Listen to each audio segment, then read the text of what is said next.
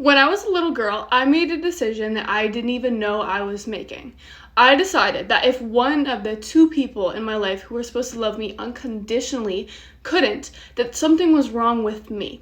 And I carried that identity almost my whole life, through the boys that I chased, the way I treated my body, and the fact that I abandoned myself over and over and over again. I had severe daddy issues, and in this video I'm going to explain to you what happened and how I actually healed the father wound. Welcome to or back to my channel, Self Love Lexi. So as always, I have some notes here because this is a long, interesting topic and I want to be prepared for you guys, so let's start off. First off, you should know a little bit about my backstory with my parents. My parents got divorced when I was young. I'm not gonna put out their information there, but they got divorced when I was about 3 years old. And it's one of those where I'm glad that they did.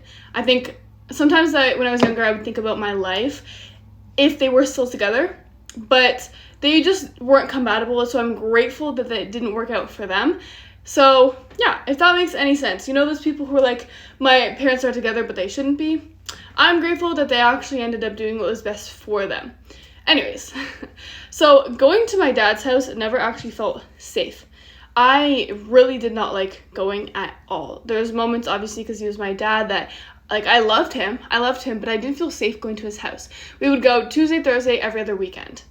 And there was a big chunk of the time where my sister and I would be crying at the front door to my mom to not make us go. And of course they had to go to court over this. The court ordered, my mom can't just kind of keep us at home. I actually had to go. So I really did not like going for a multitude of reasons. So again, with this video, I'm not going to get too much into like what happened to me. I just kind of more want to explain how I got over the daddy issues, but first how it affected me so you understand where I'm coming from in the first place. So me and my sister stopped contact with my father twice. First time, it was purely because of mental abuse and verbal abuse. We stopped communicating, going to him. I think this lasted a month or so, a couple months. The second time, there was a multitude of reasons and I'm not going to get into why, but that was the final straw. We no longer were talking to him, speaking to him, going over to his house, and we were relieved, but at the same time, that was my dad. That is my dad, right? So to have to break contact with your own parent can really traumatize a child, and it traumatized me as a kid. So yeah, as a kid, I felt deeply unloved and not enough. Again, because the one person in my life who was supposed to love me unconditionally, in fact, your father teaches you a lot as a kid, teaches you self-respect. I strongly believe that the male figure you have in your life as a kid will directly impact the future men in your life. And in this video, I'm going to explain how it did. So I remember like really, really strongly, because I had gone over this many times, sitting in my mom's bathroom, bawling my eyes out because it felt like my own dad didn't want me. He didn't, my own dad didn't want me. And I made that mean so much about myself. Instead of being like, he's going through a lot, you know, it probably has nothing to do with me. I made it entirely my fault. It was entirely my fault why my mom and dad divorced. It was entirely my fault why my dad didn't love me. And a core identity I carried was, if my own dad didn't love me, how could I love me? And that became a really strong pillar for the next chapter in my life. Because somebody who was meant to love me unconditionally couldn't. How can anyone love me? How could I love me? So again, that became a core pillar for myself. I decided that I was unworthy of love and unlovable. And the line, again, that ran everything is if my own dad couldn't love me, how could I love me? So later on in life, I went looking for partners subconsciously who were emotionally unavailable. And there's so many reasons as to why we do this, especially like in psychology. You will search for your parent in partners. So again, for me, my dad was emotionally unavailable, so I would constantly find myself in these relationships with these really toxic, narcissistic, emotionally unavailable men. And eventually when I did go to therapy, what came up a lot was the fact that I was trying to kind of fill that void of like, I'm unlovable, to, you know what, no, I am chosen by these men. So that became a big thing for me, as I was like boy crazy, actually obsessed. But it was so much deeper than that. My worth was tied to men, not only just my worthiness in general, but like my attractiveness. I would put myself on display, because if a man like kept looking at me, that meant, okay, I look good. Okay, that's good. I look good. If I looked good to men, then I was worthy of love. It runs so much deeper than a lot of people realize. So I ended up, emotionally unavailable men. And one way that I felt love was through physical affection. For example, if I was in a relationship and I wasn't, this is gonna be TMI, but if I wasn't doing something like physically with a man, I would assume that he didn't like me, which was intense, especially as somebody who only felt loved in a certain setting with a man. I put myself in a lot of dangerous and uncomfortable situations solely because the little child in me didn't feel loved and wanted to. So that was pretty intense. And it wasn't only just men. I started hating my body. Again, if we go back to the bathroom, when I started repeating this mantra to myself, if my own dad doesn't love me, how could I? One thing about me is I don't really edit my videos, so you're probably going to see that cut. That's what it was just a cut. Back to the video, I hated my body. Again, if we're going back to the bathroom, when I made that mantra, if my own dad couldn't love me, how could I love me? This started to manifest in the way I took care of my body, which I didn't. I wouldn't eat enough food. I would work out excessively all the time. Even, I would just like really restrict myself. I was on diets before puberty. It was insane. And I would also speak to myself in a very harsh manner. So I developed depression, anxiety, severe social anxiety. I developed an eating disorder. I developed body dysmorphia. So many things started to happen for me now, but at the moment it was really, really hard to go through this, especially as a young child, because of the manifestation of me hating myself. So yeah, I couldn't take care of my body. My hair was falling out. I didn't know how to take care of my body. My worth was tied to how men looked at me and treated me. It was just, one big mess over there. But back to it.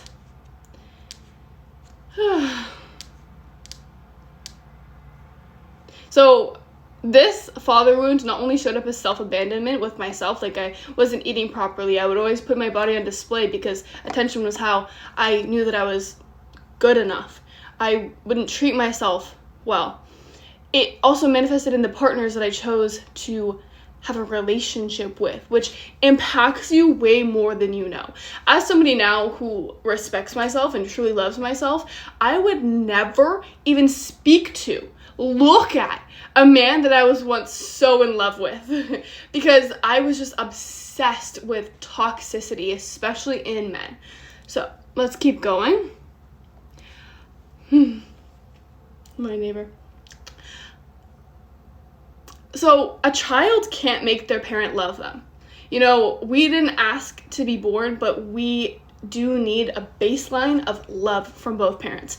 And so when you don't get that, you start to adapt. And that's where the love languages come in, like avoidant or insecure or disorganized, because it's based off of your parents' love. For me personally, I had a disorganized attachment style, which is a mix of both anxious and avoidant. Anyways, we can keep going. I concluded that, again, the problem must have been me. My father didn't love me. I'm talking all these crazy boys. I hated myself. I must be the issue. I must be the problem. And so I put myself in that victim mentality.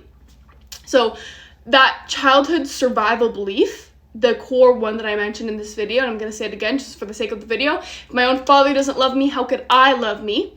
It becomes a subconscious template that I ran off of through everything. Here is the turnaround. Yay! Now you know a little bit about my a little bit about my backstory. Now we're going to talk about how I actually healed, okay? So again, I have all my notes here. I would write him letters.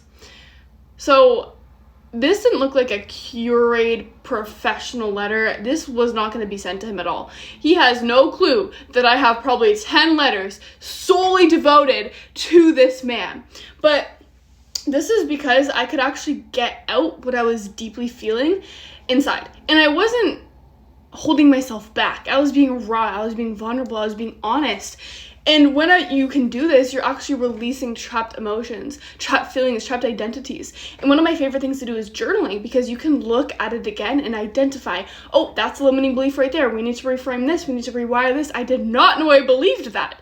And so when I first started journaling heavily about my dad, so much information poured out of me about how I was making his action mean something about me. For example, that's how I identified my belief of, if he doesn't love me, how could I love me? Was journaling. Through journaling and writing letters to him that he would never see. So at first it was very angry. And I went through like the emotions of grief. You know, I was angry, I was mad at him, and then I was sad. And one day something snapped in me where I kind of realized that I could look at him as this monster who abandoned, neglected, and abused his children, which wasn't necessarily wrong, but that's a perspective to take. Or I could look at him with empathy and love and see him for his inner child. If we look at like heroes in movies or the villains usually have a crazy backstory, and the heroes also have a crazy backstory. For example, both of their childhoods are harsh, and they just took different directions. I kind of was able to look at my dad as a little child that was hurt and didn't know how to properly deal and regulate with himself, and so he hurt other people. And when I was able to look at him, not as this monster and this villain that I had painted him to be, but this little hurt, innocent kid. This isn't excusing his actions, by the way. I want to say this. Anytime you do this work, it's not excusing their behavior, but it is just bringing a different perspective into light to allow you to kind of ease up and potentially forgive that person. So again, saw him as this like little innocent child who had been hurt. And through that, I was able to feel empathy and love for him instead of hatred and resentment and anger. And I was able to forgive him. I love forgiveness. I probably have so many videos on forgiveness because it genuinely has changed my life. Forgiveness does not mean reconciliation. To this day, I still do not speak to my father, but I love him. I genuinely love him, and I genuinely forgive him. And I feel so much lighter because I do. So yeah, coming to accept that he had a bunch of wounds that he was carrying, and he didn't know how to kind of regulate his emotions or express himself. I didn't either. I was never taught how to do that. I learned how to do it. So, and the 2-part reframe that changed everything was when I identified the core belief. Again, I've repeated this like 10,000 times, but here we go again. If my own father couldn't love me, how could I love me? I broke that down into 2 categories because I wanted to reframe the identity, the core wound that I felt with my father. 1, my dad doesn't love me, so I can't love me. First one, my dad doesn't love me. I decided that I knew that my dad loved me. He just didn't know how to express it. So that was a decision that I made. I know he loves me. He just doesn't know how to express it. Second one, so I can't love me. I decided that I'm going to love myself unconditionally, regardless of who likes me, regardless of who loves me or not, because I love me and I get to love me. So it went from my own father didn't love me, so I can't love me, to my father loves me. He might not be able to show it the way that I need it, but I love me unconditionally regardless. And that reframe changed my freaking life. And I can reframe with anything now because of the ability to reframe with my own father. And After, I didn't get an apology from my dad, by the way. I never got an apology. The one time that I was super close to an apology, it had to go through therapy. And my therapist sat me and my sister down, as well as my dad. And for the first time ever, I was sharing my experience with him. And instead of a heartfelt apology, I got a, I'm sorry you feel that way. That's what I got. And despite of that, I still love him and forgive him. Despite it, I never got an apology. I still don't get birthday messages from him. Still, but I still love him. And you might think, girl, you're crazy. Like, you're crazy. I could never be as good as that, because I've actually had people say that you're better than me for that. You don't understand how much pain and suffering I had to go through to get to this point of love. Truly, the happiest people you see in life, usually, not all the time, have gone through so much suffering that they chose to be happy instead. They chose to be happy, because I could take everything right now that my father is not doing or doing and make it mean something about me, but it means nothing about me. 9 times out of 10, people's actions has nothing to do with you and entirely everything to do with them and what they're going through. So that's one of the lessons in the 4 agreements, is never take anything personally, because most of the time it's not personal. People are so selfish, and I don't think selfish is a bad thing. People are so selfish that they are only thinking about themselves and what they're gaining instead of how they're hurting you. You see what I'm saying? So yeah, when I actually forgave him, my life changed. When I reframed that core identity, my life changed. I started treating my body differently. I started loving myself in the way I spoke to myself, but I also started loving myself and allowing myself to rest, which is insane, but I allowed myself to rest in my body. I allowed myself to actually eat good food and not just become so strict. I allowed myself an ice cream once in a while, and when I had ice cream, I didn't complain and tell myself I was fat. I started telling myself, this is so yummy, and I'm so grateful that I get to have this ice cream, and I'm so grateful that I get to go on a walk later because I'm able to move my legs. Like, my world just opened up to this whole new possibility of love.